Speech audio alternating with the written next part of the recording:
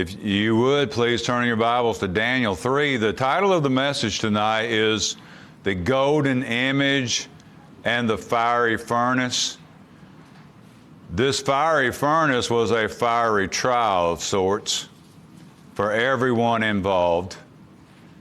And it had a great deal of purpose that resulted from it. I'm going to show this picture here to begin with, and you may not be able to see the writing on here. I'll read it for you. It says, AI robots infiltrated the Chargers season opener at SoFi Stadium to promote 20th Century Studios, the creator. All AI robots roamed amongst the crowd during the Dolphins' win over the Chargers Sunday. So I don't know if you can see these. They are AI robots and they are in the crowds. What we may be seeing a transition in our day is, you know how they're introducing electric cars, right? They're sort of bringing them in, the inventory. We have, of course, Tesla. Y'all have heard of this this factory they're putting over in Rutledge. All of these electric vehicles, they're going to slowly integrate them into the inventory and at the same time phase out fossil fuel vehicles. And so that is in the works. And it could be said that that might be their plan as well for these AI bots, that they will also integrate them into the general population. And the ramifications of this are concerning. It should be concerning to everyone, okay? And so this next video, I'm going to show a short clip of this video. And remember last week I was talking about DARPA. DARPA is a research and develop agency, if you will, of the United States government. And they are involved in technological advancements. They are behind a lot of these social media platforms like Facebook, Twitter, all of that. That technology came from DARPA. A lot of the things that, by way of the AI technology and the innovations that are taking place, they're introduced by DARPA. They're coming up with some extraordinary things. Some of it will be weaponized. Some of it you will find in your day-to-day lives, okay? Anyway, Jack Hibbs, the one in this interview, he will bring something out related to this. It's about 4 or 5 minutes long. Okay. And I'll do closed caption. All right, here we go. Yeah, interesting. Now, what about technology? You know, for those of you that watched the Left Behind movies in the 1980s, and people were getting barcodes on their foreheads, you're like, I don't know if that's actually going to be the way it goes down. But nowadays, you know, you can have a microscopic chip that has all of your information, your driver's license, your medical records, if you have a vaccine passport, or if you can sell or you can buy or whatever. How has the advancement of technology played into this globalization process? Wow. Last night was communion at church last night, and I had a plan. I was going to show the latest news on this very topic, and I wound up not doing it because God had a different plan for the evening. It was too sweet. The night was too sweet. I couldn't do it. Here's what I avoided. I don't know if some of you are familiar with DARPA, but DARPA had one of their spokesmen out recently, and she demoed what DARPA now is beginning to implement. She had it on her arm. It was on her right arm, on the inside of her forearm. and it was just below the surface of her skin. It's basically an electronic tattoo. And you have options. And she's going on about how fantastic it is. Watch this. You can have it in such a way where nobody can see it, or you can actually have designer versions of it. They can be, it can be a rose, it can be a dragon, it could be a name, or nothing at all. And she's very happily talking about it on this panel of technology. And then she showed you the next thing that DARPA has now developed.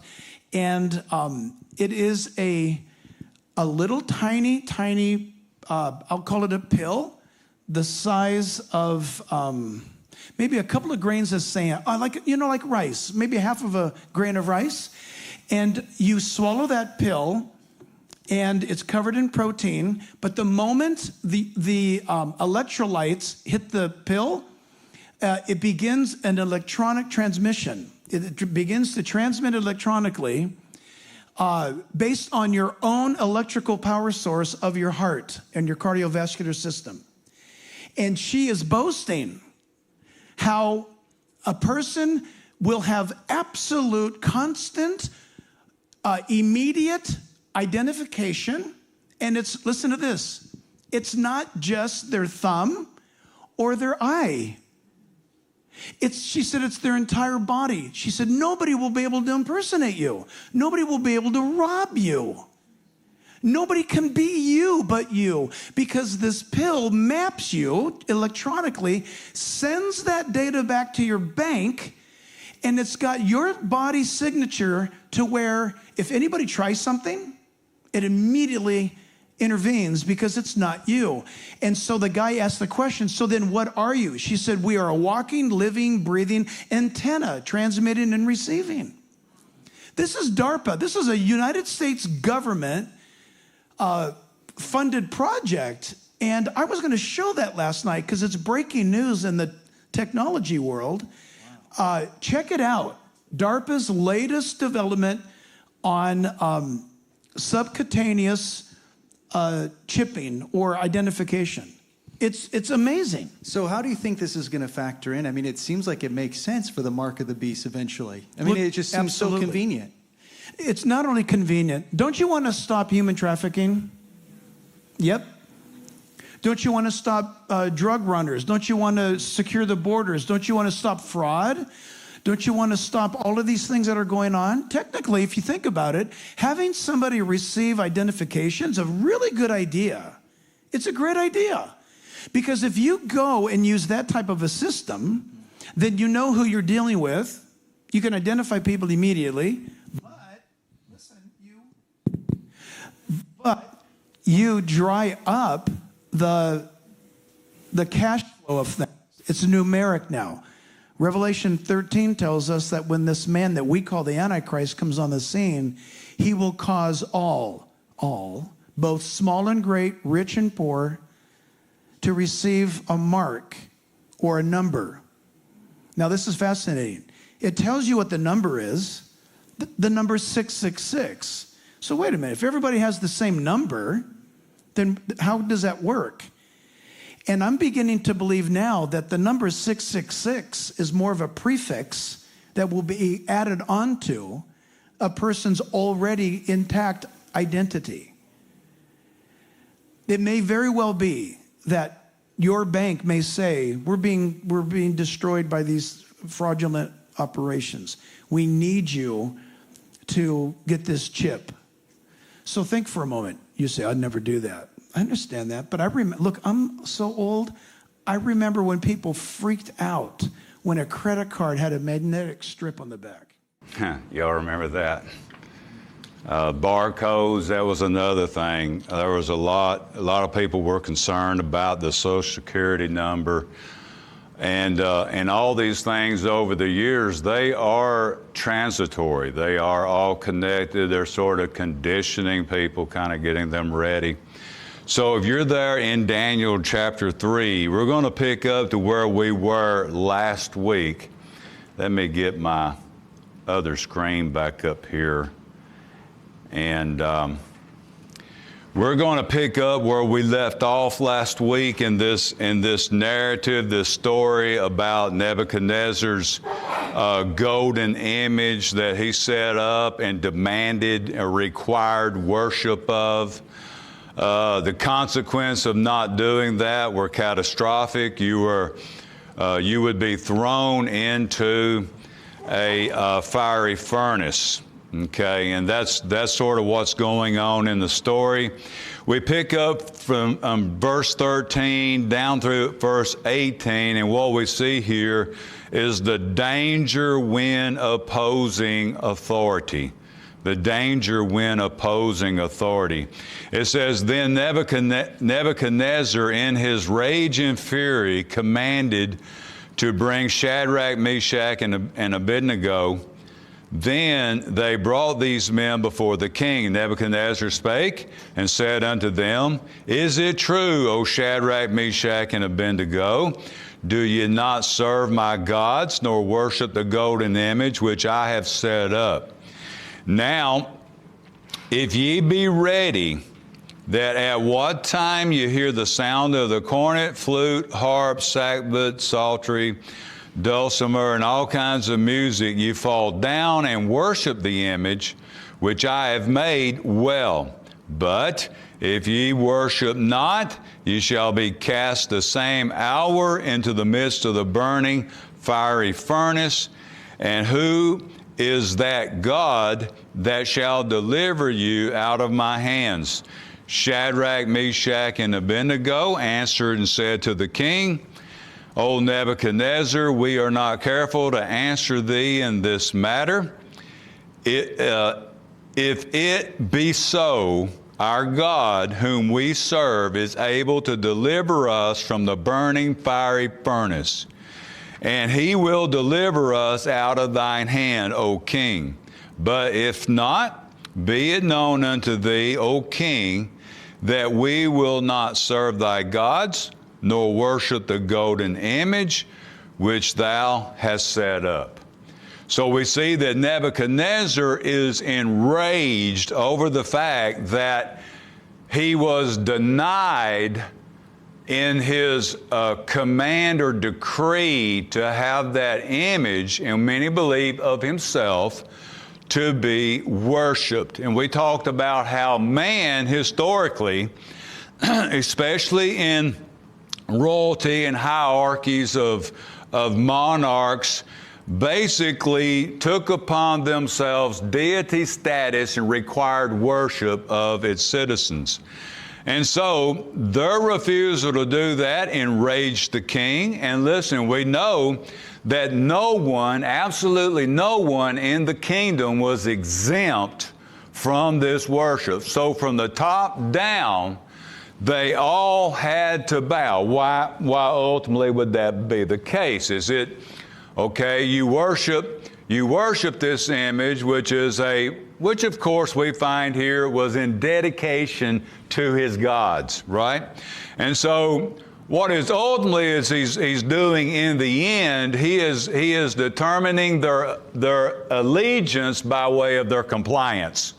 Will they do what they're told? Listen, anybody in leadership, that is the ultimate objective in how they lead and what things that ultimately they are able to get away with is they will see if their subjects are truly subject to them without question. And so what happens is, in this particular case, is there is the elimination of any critical thinking. You know what I mean by critical thinking? Should I do this or should I not do this? That's thrown out the window.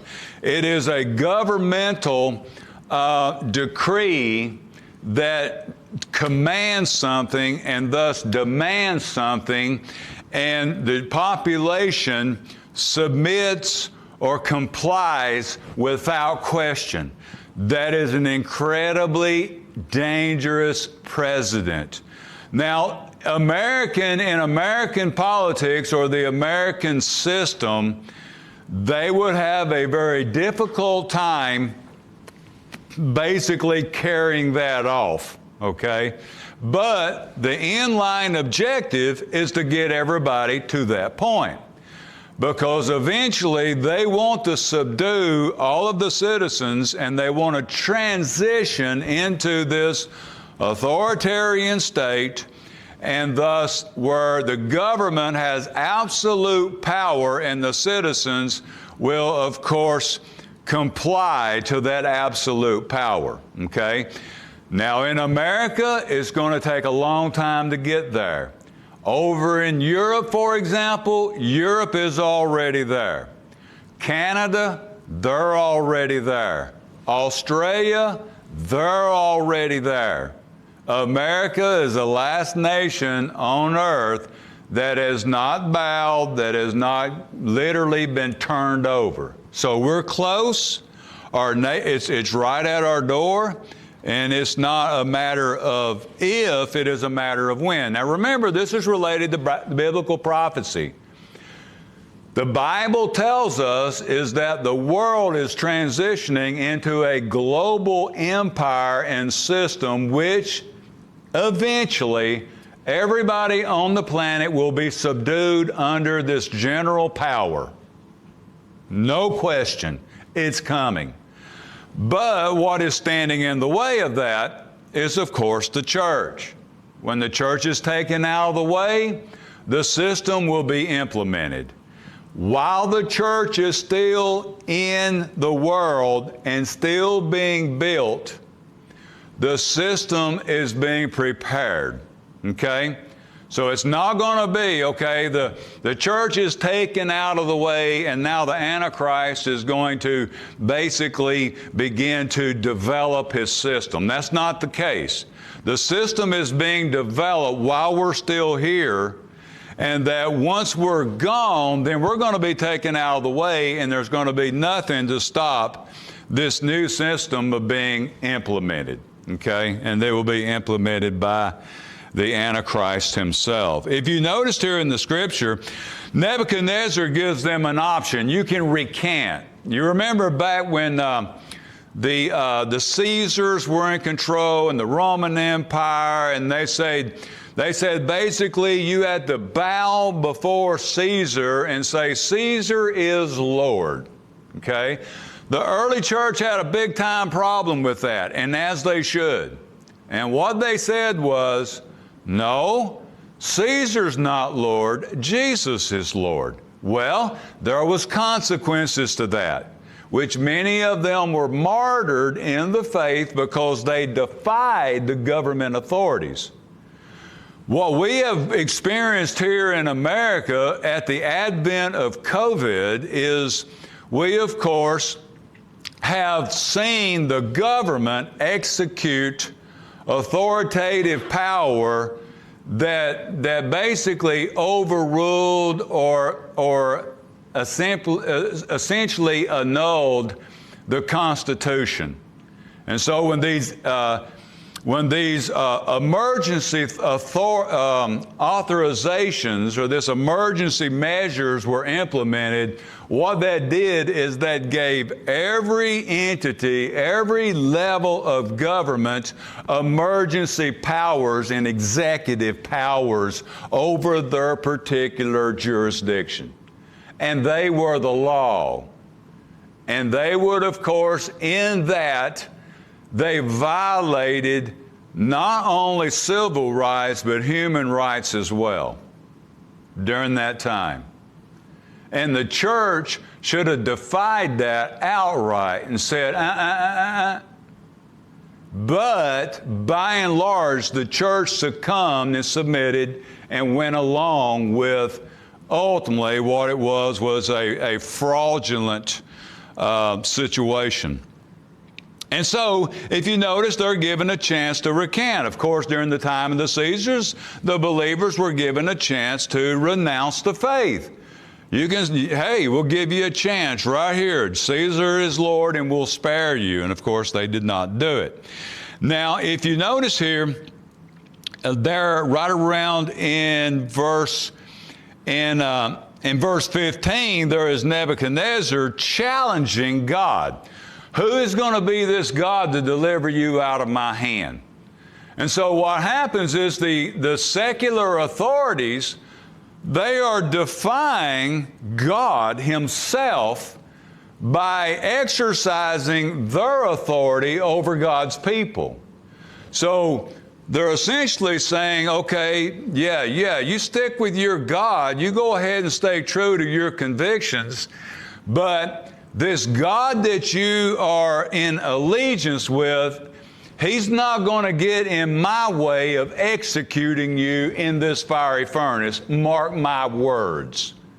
So what he's saying, essentially, Nebuchadnezzar is saying, God is not going to get between me and you and that fiery furnace. Okay, so it was in a sense a blasphemous, arrogant statement by Nebuchadnezzar. Now, notice there in verse 17, here is a very valuable truth that all Christians, this translates not only from that Old Testament narrative, but also in the New Testament. It stands true to this very day. Okay? All believers need to know this about their God and the trials that they go through as a result of belonging to God. Look in verse 17. They said to him, first off, the end of verse 16, they said, we're not careful to answer thee in this matter. In other words, we don't even need to respond to you about this thing. But we're going to. And this is what they say. If it be so, our God, whom we serve, is able to deliver us from the burning, fiery furnace. Listen, God is able to do anything. There is no limit to his power. Amen? So that is a principle in point number one. No matter what befalls us, God has sovereign and absolute authority and power over everything. He has power over the devil, the demons. He has power over all of humanity.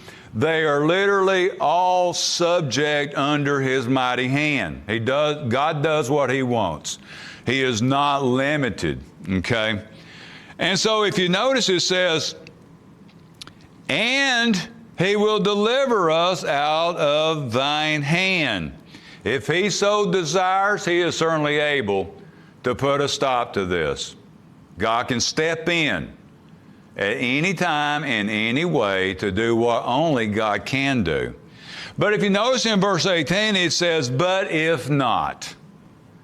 You see, oftentimes we get so spoiled in our faith, we expect God to meet our every need, to answer our every prayer, to do exactly what we think he ought to do.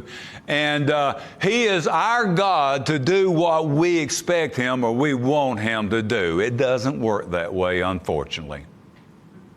If you've been a Christian for very long, you find out that God is not subject to your whims. We are subject to his will. Okay? And so that's what he's saying here. Be it known unto thee, O king, that we will not serve thy gods, nor worship the golden image which thou hast set up. So there was no question. And listen, this goes back. Remember, they have gone through trial after trial after trial. For goodness sakes, they're taken from their homeland. They're literally taken into captivity. They are deported into a completely different foreign land. And so their rights have been stripped from them. Their identity has been restricted from them. But one thing that they could not strip from them was their God. And that's what Daniel, remember, early on, he and his three friends, they purposed in their heart that they would not defile themselves with the king's meat and drink. That was the initial stand that helped them go through every trial that come. Listen, If you don't purpose in your heart right now, when the fiery trials come, you will not stand and you will not endure. You better settle that in your heart right now. And none of us are really, if you think about it, truly, who is really prepared for persecution? Who is really prepared for a catastrophic crisis? Nobody, right? Because it hits you like a freight train. But at the same time, you have to, God has a way of conditioning us and preparing us for when that time comes, you'll be ready to go. You will be ready to go. It reminds me of what Jesus taught there in Matthew chapter 7 when he talked about the foundation that was upon the rock and the foundation upon the sinking sand. And it says that the rain came, the floods came, which is related to trials and tribulations. All of these external forces came upon them, and yet one fell and one stood. Which one was the one that stood? The one that was founded upon the rock. And so you and I as believers, who's our rock? Jesus Christ, capital R. If you are firmly rooted in Christ and He is your rock, then you're on a good foundation. If you have been secularized, you're worldly, you're carnal, then that's sinking sand. And when these troubles come, it will consume you. And I believe that's related, going back to the advent of COVID, is the church folded like, churches folded like deck chairs. They weren't ready. They weren't prepared for what befell them. And so that is of course, the danger of opposing authority. Now, let's go through the scriptures, picking up in verse 19 down through 30. We see the danger when blaspheming God. Now, look in verse 19, it says, "Then was Nebuchadnezzar full of fury." Now, he'd already been enraged, right? If you look up in the previous verses, he'd already come unglued on those guys. It says that he, there in verse 13, it says, in his rage and fury, he commanded that they be brought in. Because they responded to him in that way. Listen, understand this about the elite, the governmental authorities. They have yes men under them. They have basically people that are enabling them, okay? And so they're used to these yes men complying at their ever need, ever command, so they're not used to the word no. Are y'all with me? They don't like to be denied. And so you need to learn that about the highest in authorities. When you defy them, you enrage them. Okay? And that's the issue. But you have to come to terms. Are you willing to upset man, or are you willing to upset God? Right? That's the bottom line. We would rather, of course, offend man rather than offend God, and that's the point. So then was Nebuchadnezzar full of fury, and the form of his visage was changed against Shadrach, Meshach, and Abednego. So his countenance changed against them. His attitude changed against them. Remember, he had already elevated them with Daniel to places of authority in his rule, or in his government.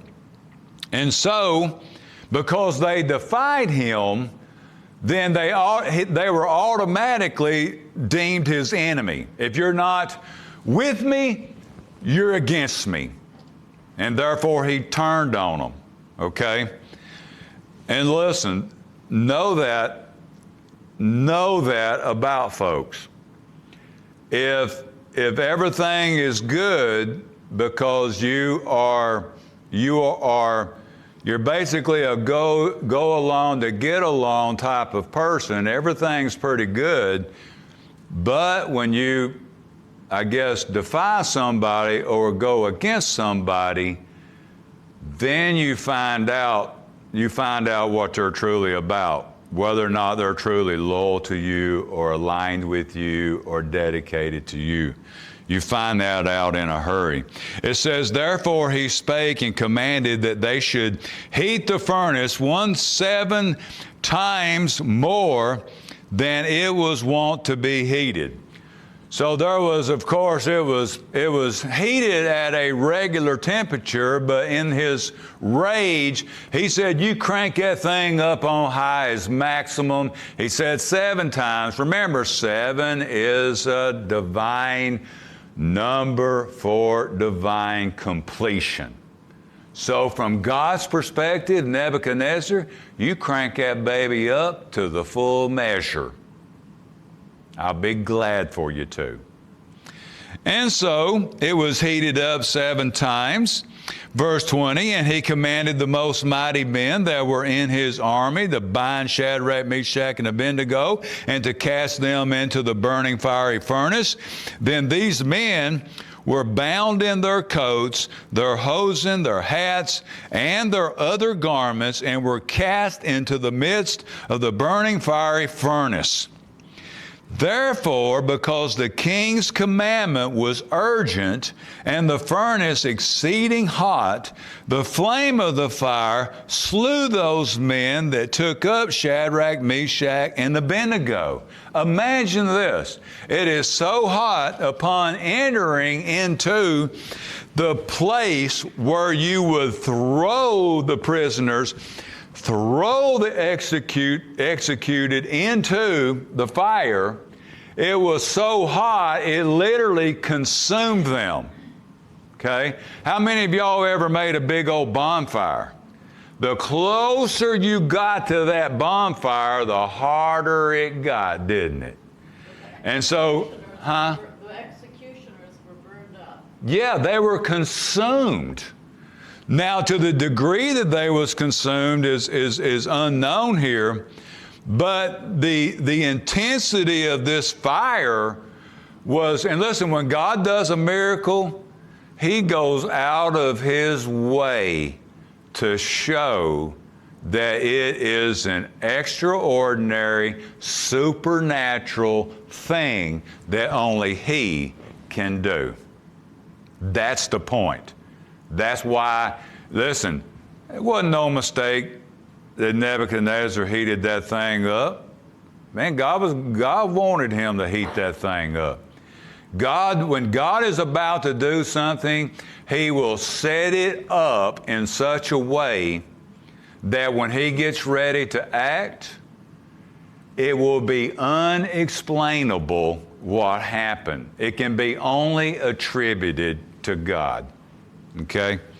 And so if you look with me in the verse as we continue on, it says, verse 23, and these 3 men, Shadrach, Meshach, and Abednego, fell down bound into the midst of the burning fiery furnace. Then Nebuchadnezzar the king was astonished and rose up in haste and spake and said unto his counselors, did not we cast 3 men bound into the midst of the fire?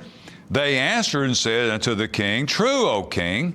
He answered and said, lo, I see 4 men loose, walking in the midst of the fire, and they have no hurt, and the form of the 4th is like the Son of God.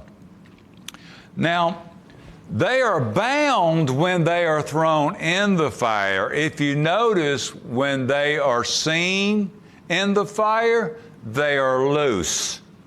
Their robes, or that which they bound them by, had been destroyed, had been consumed. We don't know if this is actually, I don't think it specifically spells it out what they bound them with. But listen, in that day, they had the technology to bound men in chains. Do you know that? Would God be able to consume a chain? Yes. Which speaks more to the extraordinary power of God. And so they are loose and they are walking around, meaning that they are all alive and well. However, three go in and 4 is seen. And the one that is described appears like the Son of God. Now, what like the Son of God is, of course, there are many, suggestions as to what like the Son of God means. This representation apparently was that of presumed deity or a form of deity. And when one would say the Son of God, it is equivalent to saying of God, a form of God. Now, in this case, it is believed by many that this is a pre-incarnate appearance of Jesus Christ. We call that a Christophany for those interested in theological terms. A Christophany. And remember, Christ is the second person of the Godhead, okay? And so he was, of course, in existence even before the incarnation. Now, let's move on in the story. Verse 26, it says, Then Nebuchadnezzar came near to the mouth of the burning fiery furnace and spake and said, Shadrach, Meshach, and Abednego, ye servants of the Most High God, come forth and come hither. Now, remember, we get into chapter 4, we're going to deal with Nebuchadnezzar in a little more depth of really what's going on inside of this man, okay? And where we are to this point, Nebuchadnezzar is a pagan king to the core. And Daniel, Shadrach, Meshach, and Abednego, it is their God, not his. Matter of fact, he has already defied their God. But in this, you notice that he is recognizing their God. Remember, in a polytheistic mindset, all the gods are in plurality, right? Little g, is that they all, in a sense, are affirmed or are basically acknowledged. You see what I'm saying? So no doubt their God is being acknowledged. Okay, this is your God. Hey, your God showed up for you. Are y'all with me to this point? And so that's where he's coming from. It says, Then Shadrach, Meshach, and Abednego came forth of the midst of the fire. So they're called out of the fire.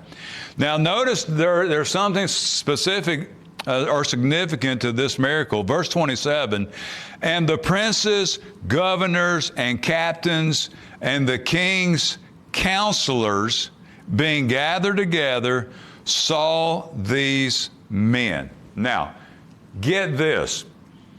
In an execution, people like to show up and see an execution carried out. So it was a public display. It's like back in the Wild West. When there was a hanging, there was a public hanging. Man, I don't know if this particular program was true to the era, but you know how Hollywood is. They embellish things. But man, we was watching this one movie. It was a Western. and they were having a hanging. And it was as if it was like a holiday and they were having a picnic. Man, people were showing up and they were dressed up and, and it was like a holiday. It was a big to-do. Well, when they were have public executions, people like to see that. For some reason, some sinister reason, people like to see people executed. When, say, for example, in America, when they used to have electric chair, well, you would be called in if you were a part of the victim's family, and they would bring witnesses in, and they would have an observation room. And of course, they were there as witnesses to the execution in a sense where they can see that it's sort of a deterrent for the law in one respect, but it's also the carrying out of the vengeance related to the law, which gave the victims, if you will, some sense of vengeance, okay, or sort of a what? My pastor in Luxembourg, he was French, and he witnessed the last guillotining in France, and I think he said it was 1931. Oh yeah, it was a spectacle. It was literally a public spectacle. And another point is they've got witnesses. Listen, when God does something, oftentimes when He's getting ready to show out, He makes a big public to-do out of it. He doesn't do it sort of discreetly or under the radar. And He wants everybody to see that He's God, and nobody could do this but Him. Okay? And so it says, being gathered together, saw these men upon whose bodies the fire had no power. Did y'all see that? The fire had no power. Listen, if you're saved, the fire of judgment has no power over you. Okay? You and I, because we're saved, are delivered from the flames of eternal damnation. Praise God, right? And so the eternal flames have no effect on us. And if you notice, it says, nor was an hair on their head singed. No hair on their, it wasn't smelling fried hair, if you know what I mean. No hair singed. Listen, when a body is exposed to heat, that is the first thing that goes. That's the first thing that is fried, if you will. The first thing that is exposed in the skin is the hair. And it will burn off. And it will burn off quickly. And it says, neither were their coats changed. Nothing happened to their coats. No smell, no smoke, no nothing. Their garments, just as they were pushed in, were the same as when they came out. It says, nor the smell of fire had passed on them. Oh my goodness. Nothing. It's as if nothing was in there. Here's the miracle. Was the fire real? God showed the fire was real because the guards were consumed by it. They were in a real fire, but they were protected by God in the real fire. You see what I'm saying? So God didn't do some kind of illusion, okay? Hey, I'm going to make it appear like it's a fire, but you're really under an air conditioner right now. No. It was the real deal. And that just goes to show the miracle that's taking place. Verse 28, then Nebuchadnezzar spake and said, blessed be the God of Shadrach, Meshach, and Abednego. There you again. Blessed is their God. He says, who has sent his angel and delivered his servants that trusted in him.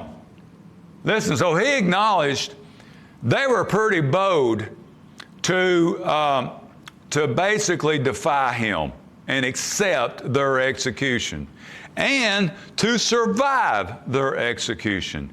He had to acknowledge their boldness and their ability to have faith toward God. Listen, Nebuchadnezzar, all of his royal court, everybody that's there in attendance watching this, they are beholding the testimony of those who claim to know the Lord.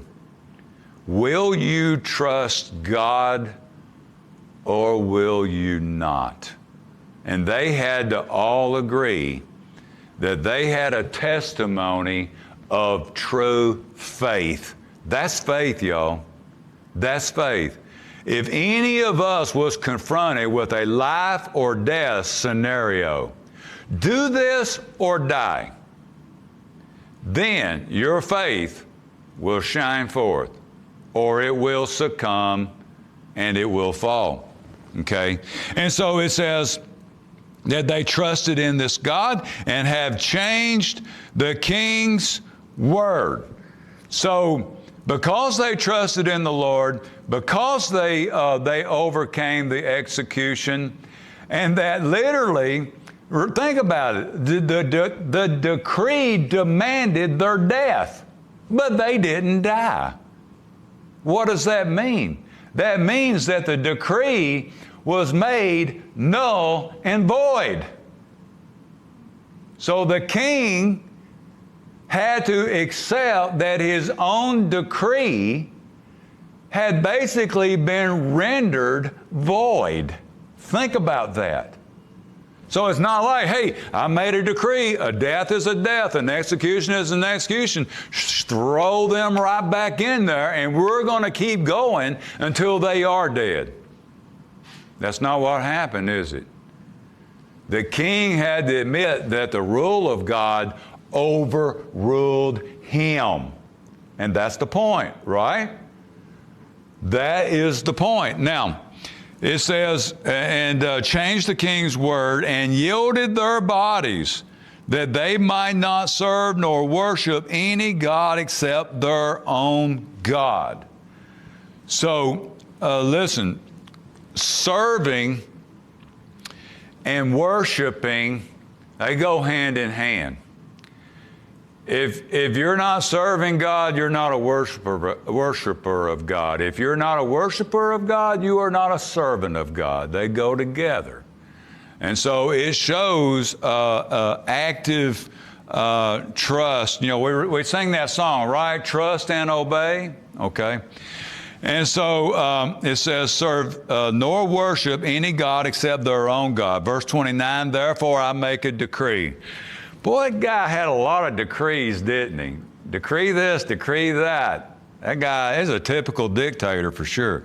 He says, therefore I make a decree that every people, nation, and language which speak anything amiss against the God of Shadrach, Meshach, and Abednego shall be cut in pieces. Oh my goodness, man. That guy was ruthless. And notice, and their houses shall be made a dunghill. So we're going to execute your entire family. And we're going to cut off your family line, if you know what I mean. Could you imagine if President Biden said, everybody's got to be Methodist, and then tomorrow, everybody's got to be Baptist, and the next day, everybody's got to be Presbyterian, or we'll cut you up in little pieces. Oh, yeah. Just switching religion. Oh, yeah. And it says, because there is no other God that can deliver after this sort. So one thing that takes place here when Nebuchadnezzar made that decree, it literally protected the Jewish people in the Babylonian captivity. Anytime that a captive people oftentimes were a persecuted or a mistreated people, and as it relates to the Jews, they tried to exterminate them many times. And so this is a way of God preserving his people. Listen, remember, this is the time of the Gentiles, from the Babylonian captivity all the way into the millennial kingdom, as it's revealed in Daniel, is that the church is going to arise, and God's people, Israel, are going to be preserved in their everlasting covenant. Okay? And so God is always, even though he put them by way of punishment in that captivity, at the same time he protected them and preserved them along the way. And it says, and then the king promoted Shadrach, Meshach, and Abednego in the province of Babylon. So they get another promotion out of the deal, right? And so if you stay true to the Lord and trust him and endure these trials, there is a reward. Listen, God will reward us. And listen, this must be understood. It may not be in this life. You know, and in the case of Shadrach, Meshach, and Abednego, when they made their claim to Nebuchadnezzar that God had the power to deliver them, but if God decided not to deliver them, they were still going to serve him regardless. You see what I'm saying? Sometimes God will not step in and from our mindset deliver us from our trials. He will send us right into the furnace. Are y'all with me? And just like they had a resolve. If God wants to overrule this situation and bring me out, he can do it. But if God decides not to, fine by me. He's still my God, and I still trust him regardless of how he responds. That's what God expects of us, right? Listen, sometimes, just to be transparent and honest here, sometimes as a spoiled Christian that I am and a spoiled preacher, man, I expect God to do this and God to do that, and oftentimes I find myself begging God. You ever found yourself begging God? And you feel like you never get your way, and God doesn't never come through for you. And so you're basically, instead of resorting to asking and just sitting back and expecting to let the chips fall where they may, if we're not careful, we might make the mistakes that I seemingly fall into, is not accepting God saying no or God saying wait, but you get into a place of begging God to do what he may not exactly decree to do. Do y'all understand that? And man, that's a hard pill to swallow. And listen, God, and I believe this, and I get under conviction when I do this. I really do get under conviction. God doesn't expect his children to be beggars. Are y'all with me? Please do this, God. Please do this. And just hound him and hound him. Listen, is a persistent prayer biblical? Yes, we should be persistent. The Bible teaches us to be persistent. In other words, we're bringing our petitions to the Lord over and over and over again. But that's different than begging. Begging is your unwillingness to accept the situation, and you're asking God to basically go along with your will and to basically do what you would have him to do in the end. Listen, God does not want his children to be beggars. Children are not beggars. We're told to ask, seek, and knock. We're not beggars. We're not paupers. We're citizens of the kingdom. We're children of the King. We are royalty. We are princes and princesses. You see what I'm saying? You and I have authority. We have God's ear, don't we? Exactly. I was talking to Pat last week about this subject of the dominion theology. Have y'all heard of that term, dominion theology?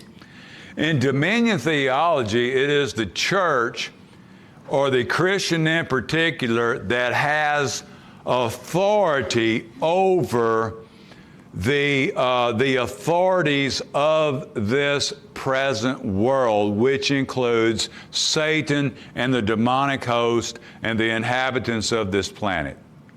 And we can claim the name of Jesus, and we can basically exert the authority of the kingdom over and against the secular authorities, or even the satanic authorities.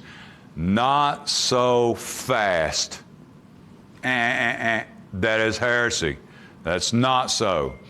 This present system is under demonic rule and authority, and it will be so until the Lord sets up His millennial kingdom and thus puts it down for that 1,000-year rule and reign of Christ. All right, y'all, our time has expired. We need to transition into our finance team meeting, which will take place in the conference room. Do we have any questions before we dismiss? Any questions?